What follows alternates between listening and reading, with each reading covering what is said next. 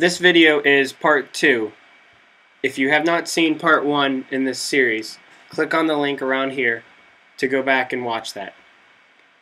In this part of the video, I'm going to discuss and show you how I assemble the subwoofer box. This part was where I drew out the complete side pieces with a little extra room to budge for me to cut it down in case any mistakes were made. This step is very important because I realized that I was actually 3/4 of an inch off on one of my measurements that I had written down. Alright, so here I got the top, the bottom, and the back matched up. I cut the sides big so that I can trace them exactly. I have them placed together. As you can see, my original 2 marks to make sure that I had plenty of room to cut 2 pieces out of this.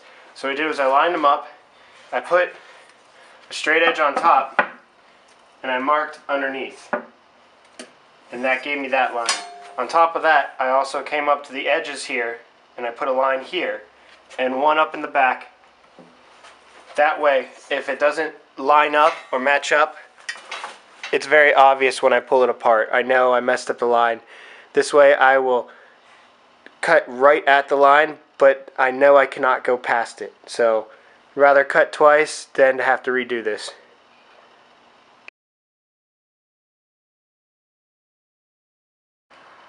Now that I have most of my pieces cut, I need to start putting them together.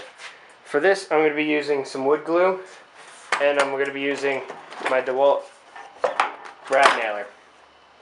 I'm going to be using an 1.5 inch strip of brads to hold it, and then I'll follow up with some screws.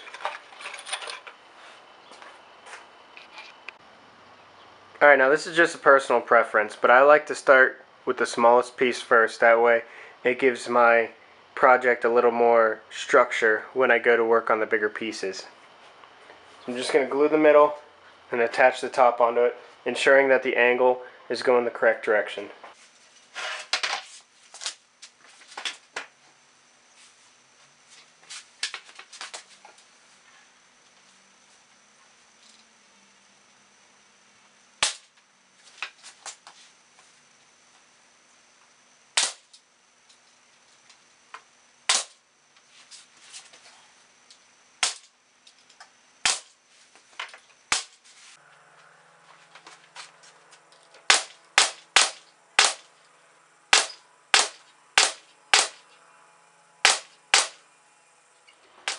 I'm going to do the exact same thing to this piece.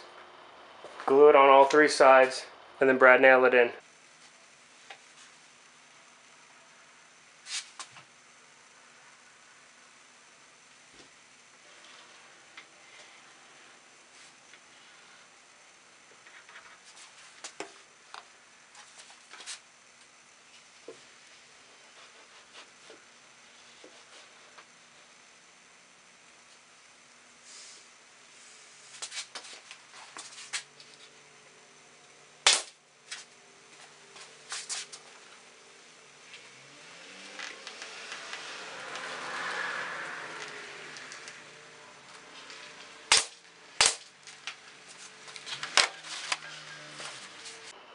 Alright, so like I said, after I finished gluing it together, putting in the brad nails to hold it together, I wanted to pre-drill and put in some screws.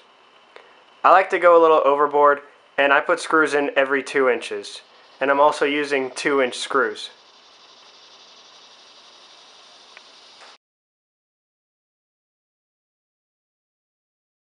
Now that the sides, top, bottom, and back are all assembled together, the only thing left to do is to cut the front piece. So for this, I had to cut an angle in to match the angle for the top and the bottom, and cut it perfectly so that it lines up correctly.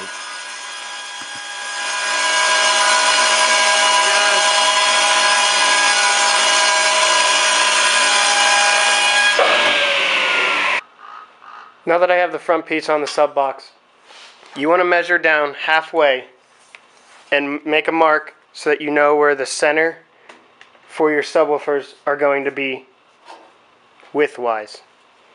Then you could figure out your measurements and make marks vertically. Here I have the line drawn across width-wise. This will come into play later when you're making your measurements for each speaker. That way you know where the exact center line is and it will line up for your screws.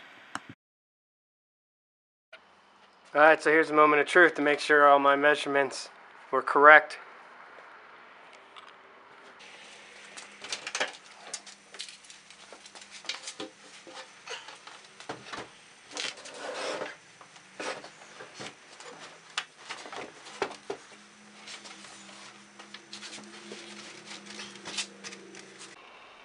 Alright, so this is the box in the vehicle. I apologize, it's probably going to be a little bit shaky because I'm holding it in my hand. I got to do just a little bit of trimming on the top side, maybe like 1/8 of an inch, just to make room for some of the brackets that are in the trunk. They're only going to be about 1/8 inch wide, maybe 1/8 inch deep. And then it's going to fit up there nice and flush. But what I'm going to do right now is I'm going to trace out the outline of the trunk where the seats are. That way I know where I can properly mount the subs and not have them be interfered with when it comes to the back of the vehicle. Here's a picture of the layout, which I will discuss in part 3 of this series. Thanks for watching my videos. If you like what you see, click the like button and subscribe below to see more upcoming projects. Let me know how I'm doing by leaving a comment down in the comment section. Click on some of the links around here to see some of my other videos. Thanks for watching.